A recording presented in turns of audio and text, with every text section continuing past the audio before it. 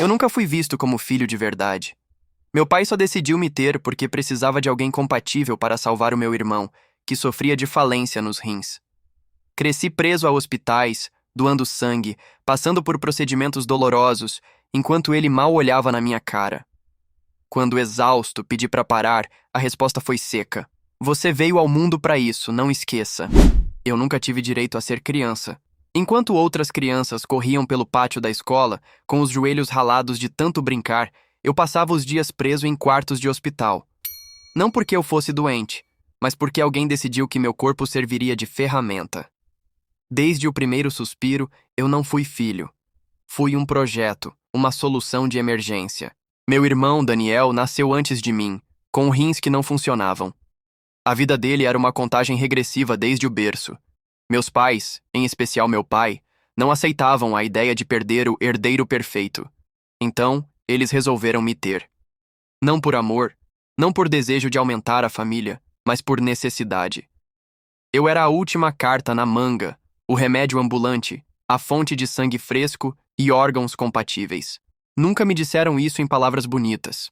Meu pai sempre foi brutalmente claro. Quando completei 7 anos, perguntei por que eu estava sempre sendo furado, internado, submetido a exames e transfusões. Ele apenas respondeu: "Você veio ao mundo para isso, não esqueça." E eu não esqueci. Como poderia? Aquela frase me perfurou mais fundo que qualquer agulha. As primeiras lembranças que tenho da infância são de cheiros. O álcool ardendo no nariz, o latexo das luvas médicas, o ferro do sangue. Lembro do barulho frio das bandejas de metal, das luzes brancas que me cegavam e do peso da mão da enfermeira me segurando firme enquanto minha veia era caçada pela agulha. Eu chorava, me debatia, gritava que doía. Mas a resposta era sempre a mesma: silêncio. Ninguém ligava para a minha dor. O importante era que Daniel sobrevivesse. Ele, por sua vez, nunca me olhou como irmão. Daniel cresceu mimado, cercado de atenção, presenteado por todos. Eu era a sombra dele, o fantasma que aparecia com o braço roxo de hematomas e o corpo cansado. Quando eu reclamava, ele ria, chamava-me de reserva de peças humanas. Às vezes repetia isso na frente dos amigos como se fosse engraçado.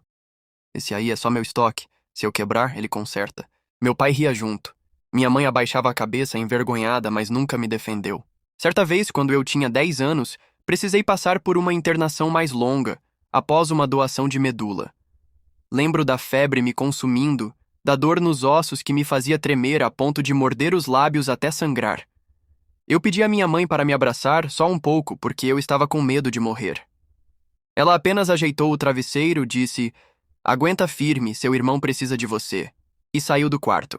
Aquele vazio ficou cravado em mim. Eu percebi, ainda criança, que não importava se eu vivesse ou morresse. O que importava era se Daniel sobreviveria. E assim foi a minha vida. Procedimento atrás de procedimento. Cicatrizes no corpo e no coração. E cada vez que eu tentava me rebelar, que eu dizia, "não quero mais", meu pai surgia com aquele olhar de gelo, quase cuspindo as palavras. "Você não tem escolha!" Eu queria gritar que sim, eu tinha escolha, que minha vida era minha. Mas nunca tive coragem. Eu era apenas um menino com medo, encurralado por quem deveria me proteger. Hoje, enquanto escrevo isso, meu irmão já não está mais aqui. O tempo levou Daniel, como sempre levaria, por mais que eu fosse sacrificado para prolongar a existência dele. Mas a diferença é que agora meu pai está sozinho com os fantasmas que criou. Ele carrega sozinho o peso de ter me transformado em algo menos que humano.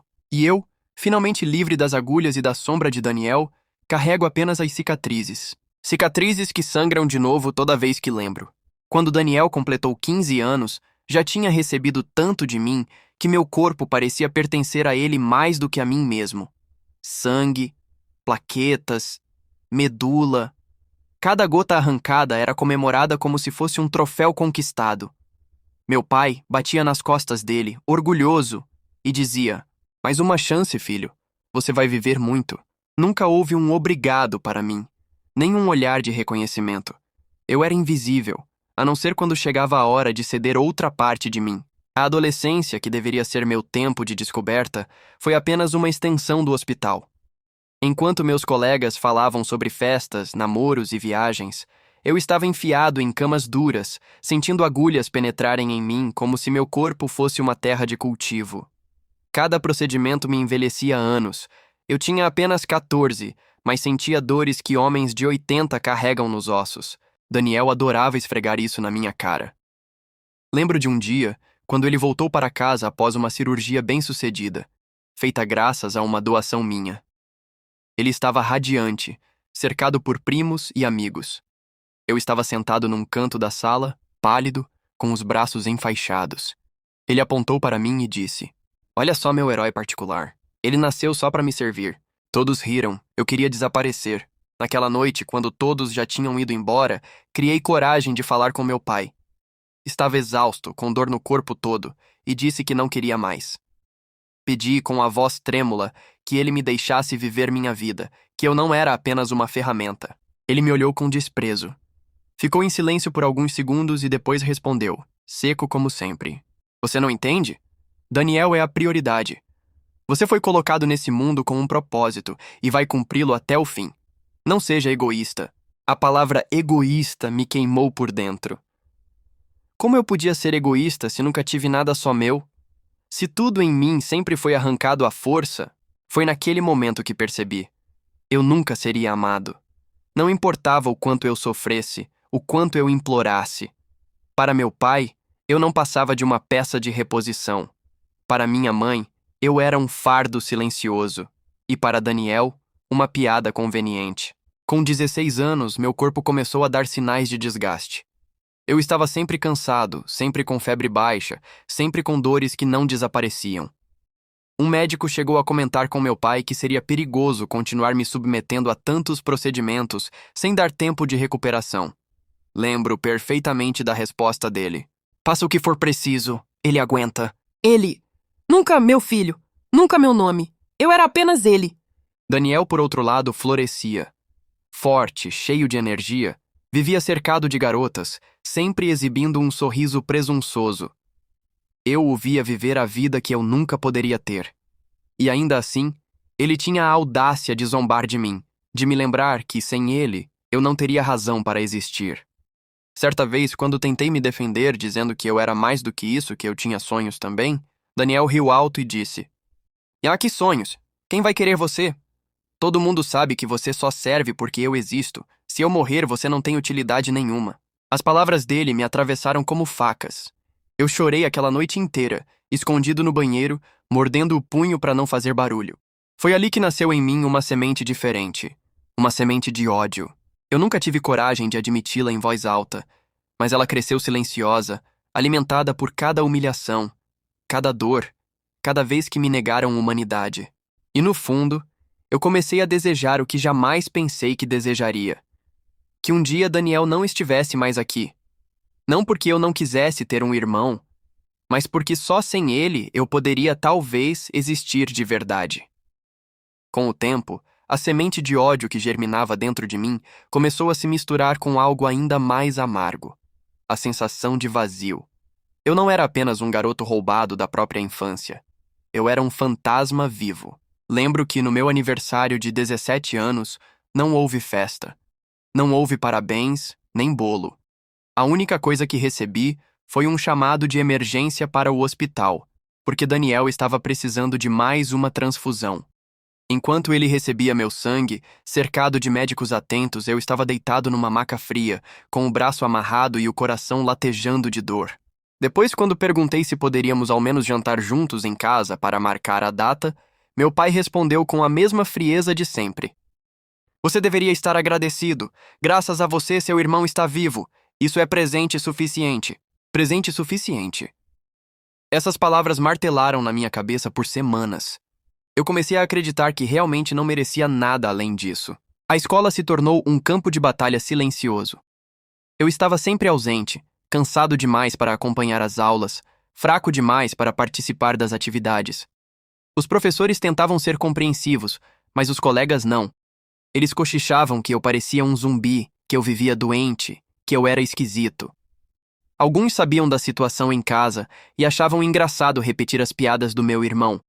"Olha o banco de órgãos passando." Eu fingia não ouvir, mas cada palavra grudava em mim como ácido.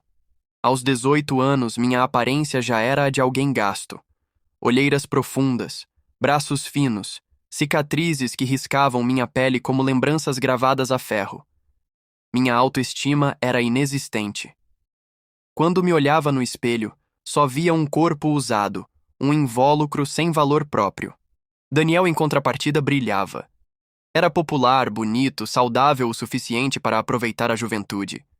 Tinha namoradas, festas, amigos. E cada vez que eu o via se vangloriando, contando histórias, me consumia mais por dentro. Houve um dia em especial que nunca esqueci. Ele trouxe uma namorada em casa, e eu estava na sala, lendo em silêncio. Quando ela perguntou quem eu era, ele respondeu sem titubear. Ah, esse é meu irmão, quer dizer, minha reserva particular. Sem ele eu já teria morrido. Ela riu como se fosse uma piada inocente. Eu sorri amarelo, mas por dentro senti vontade de gritar. Queria dizer, não, eu não sou isso. Eu não sou uma ferramenta. Mas minha voz morreu antes de sair. Às vezes à noite eu sonhava com uma vida diferente. Sonhava com uma mãe que me abraçava quando eu tinha medo, com um pai que me chamava de filho, com um irmão que me tratava como igual. Mas ao acordar, a realidade me esmagava. Foi por essa época que comecei a escrever em cadernos escondidos. Escrevia sobre minha dor, sobre o ódio que crescia em mim, sobre a injustiça que me consumia. Era a única forma de me sentir humano, porque fora das páginas, eu não passava de carne à disposição. Até que chegou o dia em que o inevitável aconteceu. Daniel precisou de algo maior. Não bastava mais meu sangue, nem minha medula. Ele precisava de um transplante mais sério, algo que poderia mudar minha vida para sempre. Meu coração disparou quando ouvi meu pai conversando com os médicos sobre isso. Eu não era mais só um doador de partes pequenas. Agora falavam sobre arrancar algo que poderia me mutilar para sempre. E foi nesse momento que algo dentro de mim quebrou de vez. Eu não sabia ainda o que faria, mas uma certeza me dominou. Se eu aceitasse mais uma vez, se eu desse mais um pedaço de mim, eu nunca mais voltaria a ser inteiro. A notícia caiu sobre mim como uma sentença. Daniel precisava de um rim. Eu lembro da conversa como se tivesse acontecido ontem. Estávamos na sala do hospital, meu pai de pé, com as mãos cruzadas atrás das costas, olhando para o médico como se já soubesse a resposta. O médico explicou que Daniel tinha poucas chances de sobreviver sem o transplante e que eu, sendo compatível, era a melhor opção. Meu coração afundou. Até então, eu tinha dado sangue, medula, plaquetas. Tinha sentido dor suficiente para me enterrar em silêncio. Mas um rim? Isso não era uma doação passageira. Era uma mutilação permanente.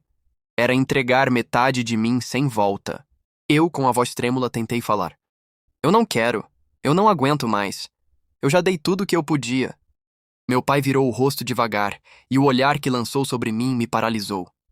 Era ódio, era desprezo, era ameaça. Não seja ingrato. Ele cuspiu as palavras. Seu irmão está vivo por sua causa. Vai negar isso agora? Vai deixá-lo morrer? Eu fiquei em silêncio, lutando para respirar. Minha mãe, sentada num canto, chorava baixinho. Mas não dizia nada. Nunca dizia nada. O choro dela não era por mim, eu sabia. Era por Daniel. O médico ainda tentou argumentar que a decisão deveria ser minha, que ninguém poderia me obrigar.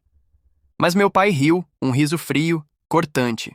Ele sabe o papel dele. Naquela noite em casa, Daniel entrou no meu quarto sem bater. Tinha aquele sorriso arrogante colado no rosto.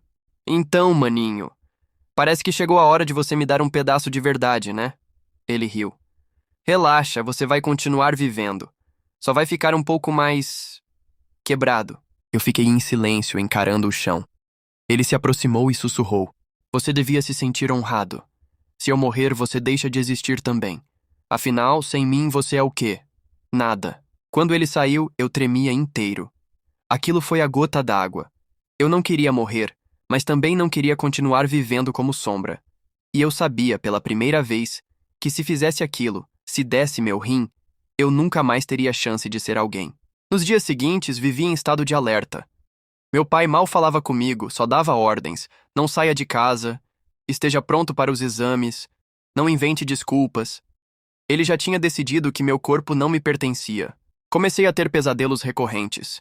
Via a maca, as lâmpadas frias, sentia o corte atravessando minha pele. Acordava suando, ofegante, com as mãos pressionando meu próprio abdômen, como se quisesse me proteger de um ataque iminente. Foi nesse desespero que algo começou a nascer dentro de mim. Não era só raiva, não era só tristeza, era uma ideia, um pensamento proibido que me assombrava toda vez que eu olhava para meu irmão sorrindo, cercado de vida, enquanto eu me despedaçava aos poucos. E se eu deixasse de ceder? E se pela primeira vez eu escolhesse a mim? E se fosse Daniel quem tivesse que encarar o fim e não eu? A ideia me assustava, mas também me dava um sopro de força. Era cruel, era feia, mas era minha. Eu sabia que não poderia falar nada. Se abrisse a boca, meu pai me esmagaria com sua tirania.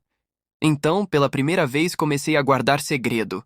Comecei a pensar em como virar o jogo. Daniel precisava do meu rim para viver. Mas e se no fim, fosse ele quem pagasse com a vida o preço de tudo que tirou de mim?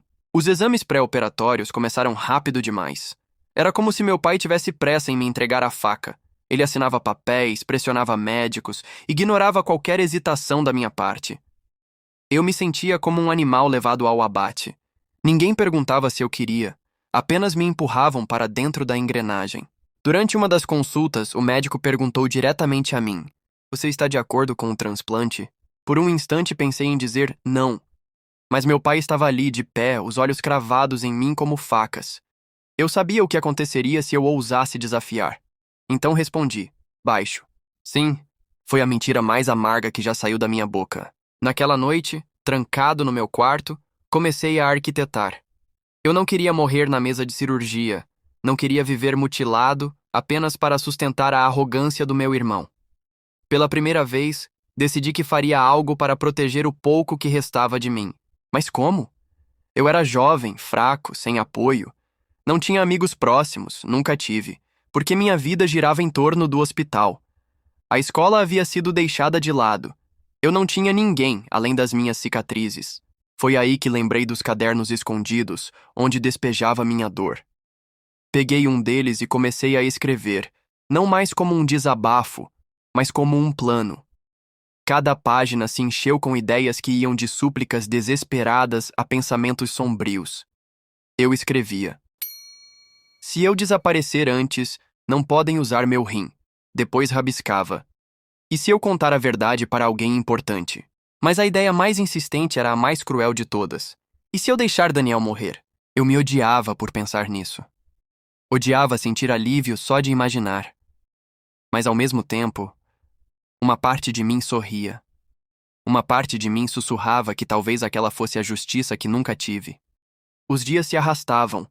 Daniel, alheio à minha angústia, estava animado, fazia piadas, dizia a todos que logo estaria como novo, que meu rim seria o presente definitivo.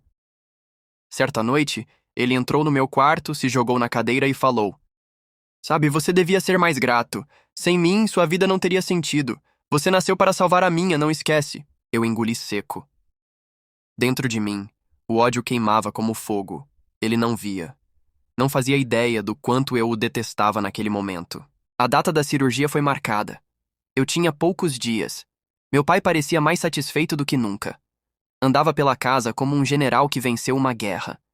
Minha mãe se mantinha calada, os olhos vermelhos de tanto chorar, mas não movia um dedo para me proteger. Foi então que percebi. Se eu quisesse me salvar, teria que agir sozinho. Ninguém viria em meu socorro. Numa madrugada, acordei com o coração disparado. Tinha sonhado com a cirurgia outra vez, só que dessa vez eu não acordava. Via o corte, o sangue, a frieza dos bisturis, e então o vazio. Sentei na cama, suado, e pensei: se eu não fizer nada, vou morrer. Talvez não fisicamente, mas por dentro. E isso já é pior que a morte. Eu precisava tomar uma decisão. Precisava escolher entre continuar sendo o estoque da família ou finalmente existir. E naquela noite decidi: Daniel não teria meu rim.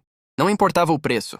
Depois de decidir que Daniel não teria meu rim, passei dias em um estado de alerta constante. Meu corpo estava ali, obedecendo aos exames, aos horários, às instruções. Mas minha mente já estava em outro lugar, tentando encontrar uma brecha para escapar. Eu sabia que não poderia simplesmente dizer não. Meu pai me esmagaria até eu ceder, mesmo que fosse à força. Então precisava pensar em algo que fosse maior do que a vontade dele, algo que o impedisse de continuar. Comecei a observar tudo ao redor. Os médicos, as conversas, os papéis que meu pai assinava. Descobri que, embora ele agisse como se fosse o dono do meu corpo, havia leis, havia regras. O problema é que, até aquele momento, eu nunca tive coragem de recorrer a ninguém. Sempre temi que, se abrisse a boca, ninguém acreditaria em mim. Afinal, meu pai era respeitado, Daniel era o filho doente, e eu era apenas o pano de fundo.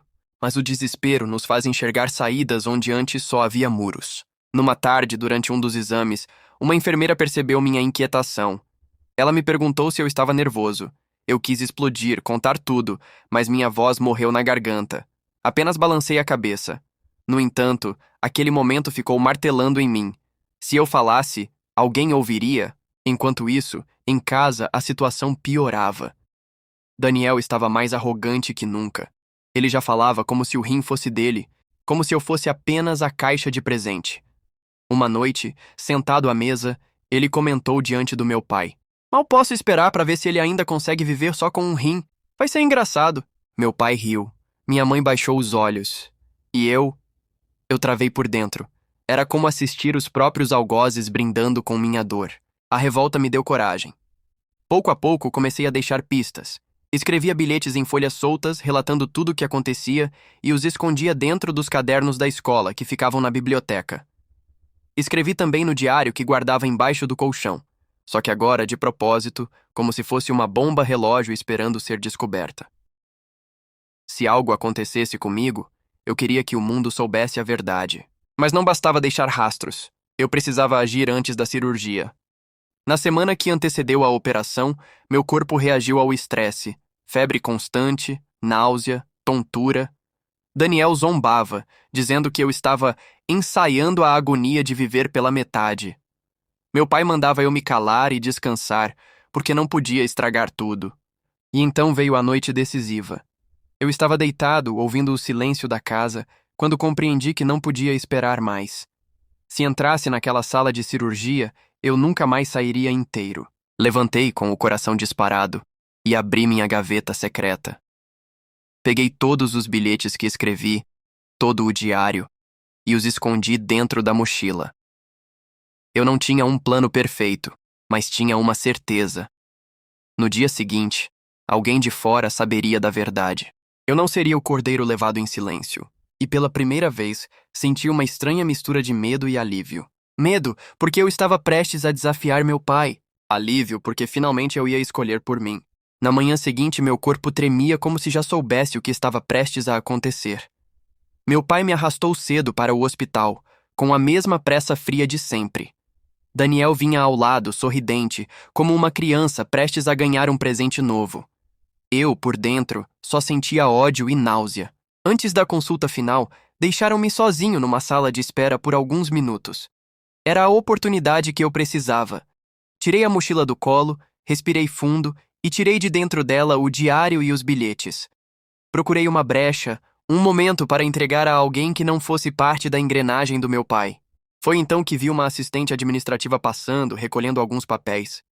Eu a chamei com a voz trêmula. "Moça, pode me ajudar?" Ela se aproximou com um sorriso educado. Eu entreguei o diário fechado com a mão suada. Se acontecer alguma coisa comigo, por favor, leia isso." Ela pareceu confusa, mas aceitou.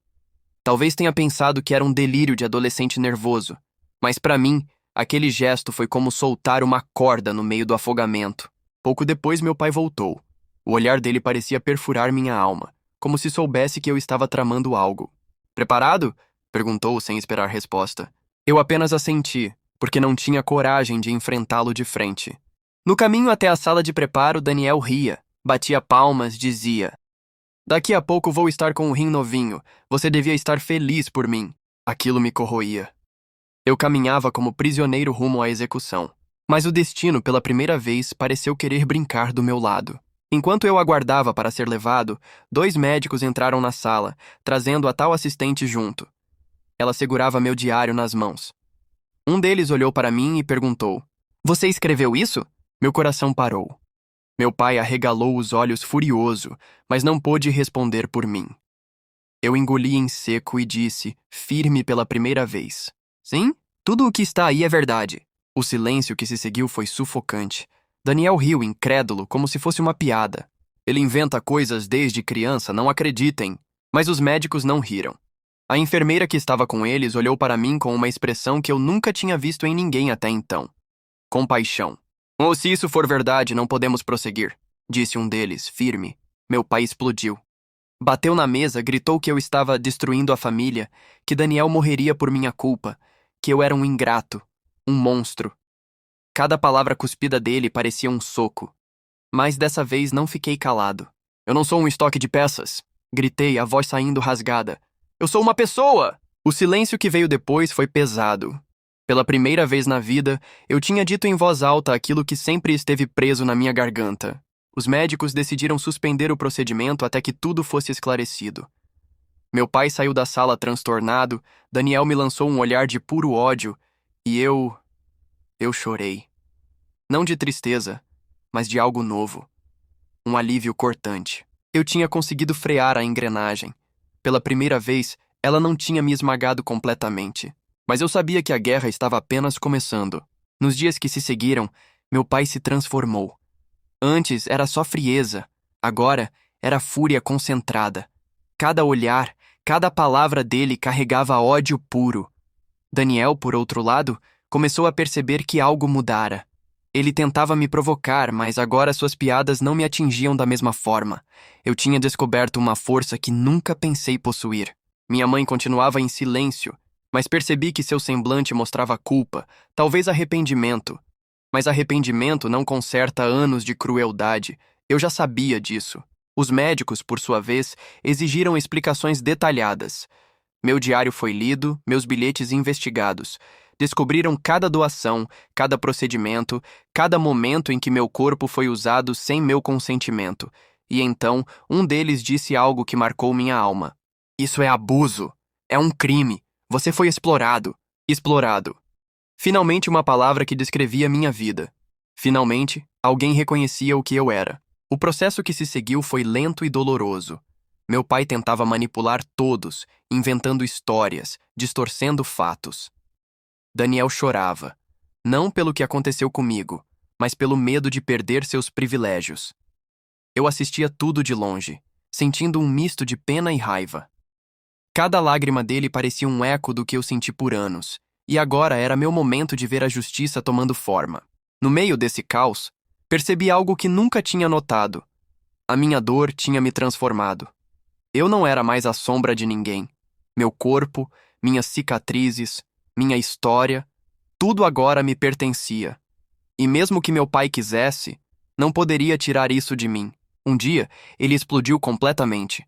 Bateu portas, gritou, tentou me intimidar de novo, mas nada funcionava. Eu estava firme, e pela primeira vez não sentia medo. Você não manda mais em mim, gritei, e senti o peso da minha voz ecoar. Eu sou humano, eu tenho direitos. Daniel me olhou, e pela primeira vez não havia sorriso. Havia medo, confusão, raiva.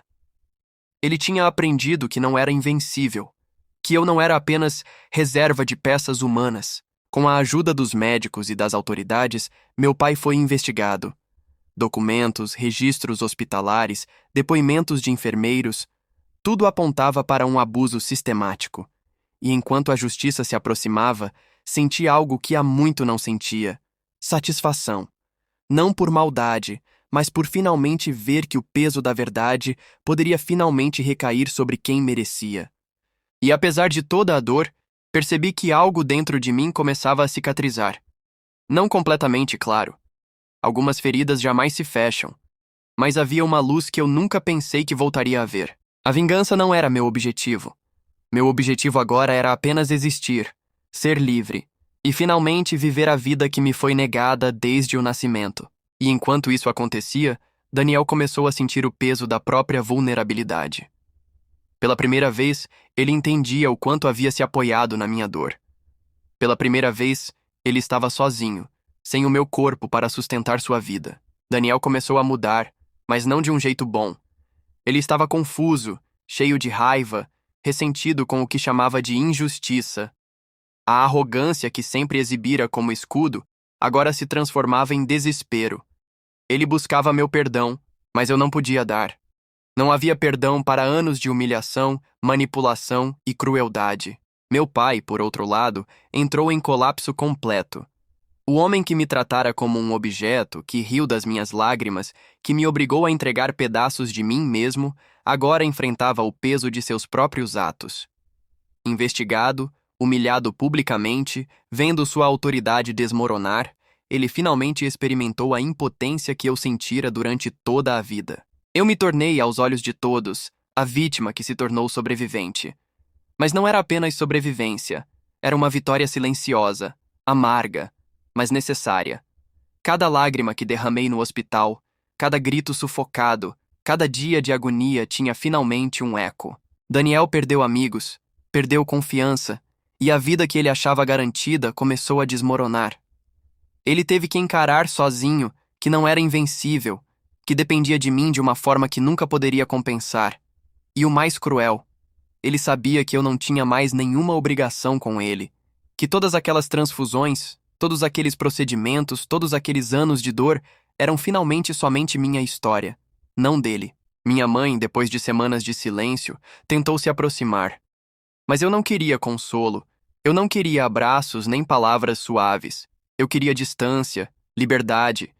Eu queria que cada um sentisse, por fim, a solidão e a impotência que eu carreguei. E foi assim que descobri que o verdadeiro poder não estava em ferir, mas em sobreviver, em finalmente existir por mim mesmo.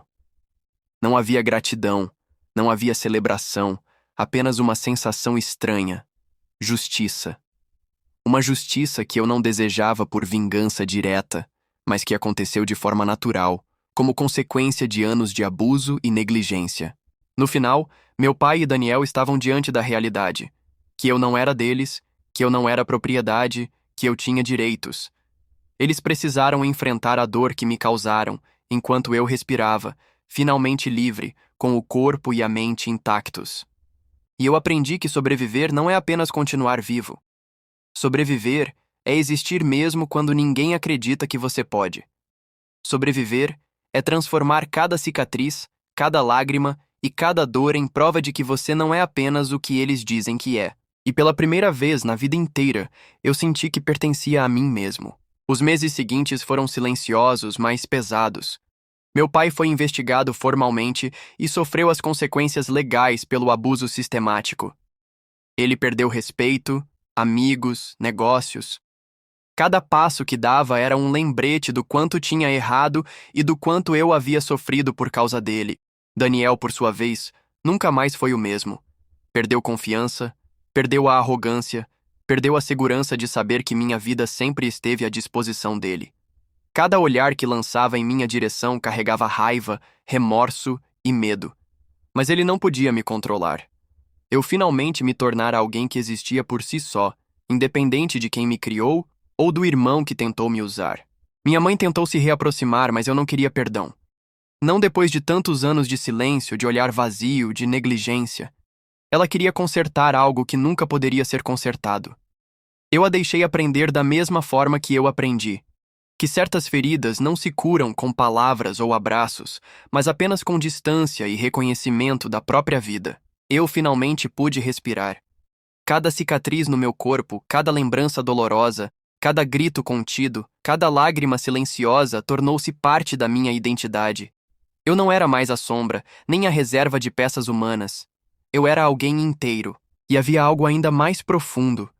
Uma sensação de justiça natural, de equilíbrio. Eu não precisei ferir meu irmão, nem meu pai. Apenas sobrevivi.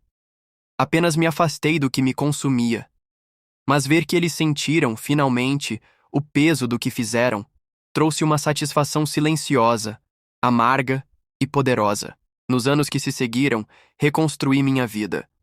Fui atrás de sonhos que nunca tive tempo de sonhar, cuidei de mim, aprendi a valorizar minha própria existência. E a cada passo, sentia a força de quem sobreviveu ao impossível. O que aconteceu comigo foi horroroso, revoltante, injusto, mas me tornou forte, consciente e livre. E no fim, A maior vingança não foi destruir, foi simplesmente existir. Existir inteiro, finalmente livre e deixar que aqueles que me usaram e subestimaram enfrentassem a própria ruína enquanto eu reconstruía minha vida. Eu sobrevivi, eu existi, eu venci. Não se esqueça de deixar o seu like e comente o que você teria feito no meu lugar. E aproveitando, se inscreva para não perder nada.